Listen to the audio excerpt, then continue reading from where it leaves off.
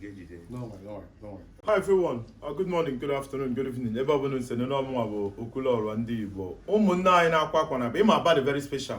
Agbanyeghị na the city ya mara mma n'otu kwesịrị ime about Aba bụ the Guangzhou of Africa. Aba bụ the capital of creativity and eji eme Aba ụmụnne anyị a wee take a measurement. It was over a month ago. Ha sị m na onwe ife ha ga-eme. Ndị niile na-amụ na fana ebe a bụ akwa ka fa na-akwa ndị akwa ha na-akwa bụ high class.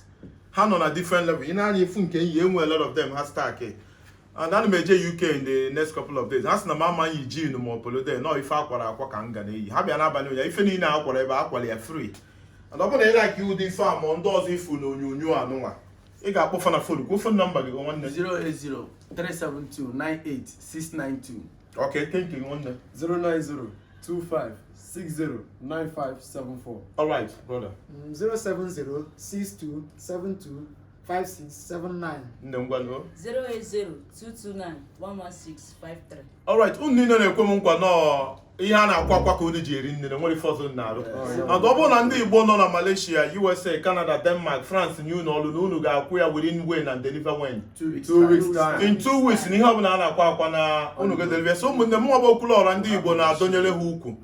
Ana m ekwu unu nkwa ha si na anwe tools niile na ife ọbụla a na-akwa akwa ọsọ ya akwa ma senetọ ụmụ nwoke ma nke ụmụ nwaanyị ihe ọbụla bụ senetọ ma agbada na ihe ha ji eri nne yes na fada alụ na bank nwere ife a na-alụ na ife a na-akwa akwa ka ha ji eri na mmụọ bụ Okwuluora Ndị Igbo agara gbachi ụzọ ji ọnụ eli a lot of unu bụ afịa ka unu na-azụ importers and exporters a lot of you na-alụ na bank alụ na refinery mụnwa bụ ọnụ ka m ji eri ndị a bụ ịzụ azọ na ịkwa akwa ka fa ji eri so ana m enyefe endorsement unu si na onye ọbụla m bịa n'azụ na unu ga-anọ onye ala so ụmụnne anyị a na-akwa akwa ha akwaga akwa kwa na low level kwa na middle level kwa na highest level so I can assure you that na ị need ụdị ife anyị ma ndị ọzọ niile ị ga-afụ n'ihe onyonyo a ụmụnne anyị anụ a ga-etinye akara ha na ihe ya na-akpọ vidio ihe ejije ọkọ fim ejije ihe onyonyo so nọmba ha niile ga-adị so kpọọ ha na fon kwukwe nọmba gị ọzọ 080-372-98692.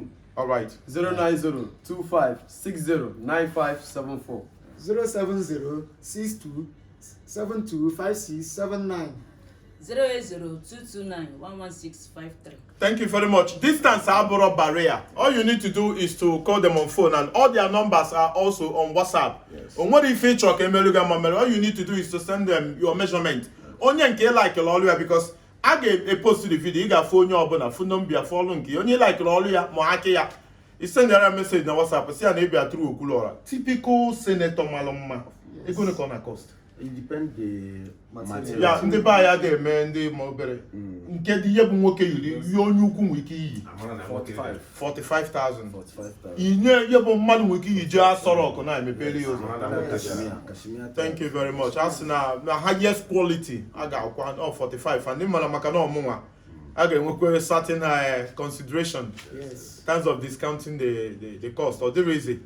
So thank you very much. When you in summary, I'm happy that you know with Okwuluora Ndi Igbo. So I'm making you so much. More that na akwa na ya bia just bomb no. What was that can with your travel. No more gin.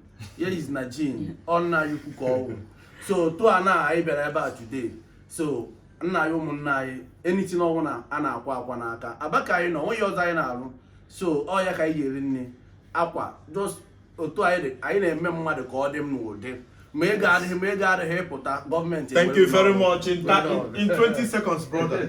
Obi dị m ụtọ mụ na nna anyị ukwu Okwuluora ikwu. Thank you my brother. Ọ bụ eziokwu na enyela m ezigbo nsogbu na WhatsApp onye ma na ọwụ ihe dị mfe inweta ya na Chineke mekwara ebere ma nọrọ n'anya akụkụ. Things will change if you get back and Igbo people will support brother. ụmụnne m dị n'ebe ọbụla biko unu denyere anyị okwu anyị njikwa this opportunity na-ekene odogwu ndị Igbo bụ Okwuluora. Thank you very much. na ihe second time m na-afịa I can't even believe na mma nọ n'ụlọ ya today but ọ Chukwu mee ka ọ dị possible. Thank you. Na Chineke And this no ihe a ka iji azụ family gị akwa ka ọ na-akwa ọ dị ezu ori ọ da-agba ama akwa ka m na-akwa ana m akwa ncha n'aka so achọrọ m ka unu patronize ya m mmemme unu ọfụma o daalụ nsọ. Thank you very much. Nnobịa nwaanyị na-akwa akwa ụmụ nwoke.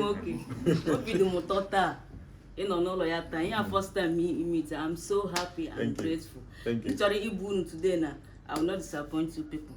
I will always be. When I was senator, Yes, sir. thank you very much. One unique thing and loving thing about Ndaba, they are maybe are sent to go into nation.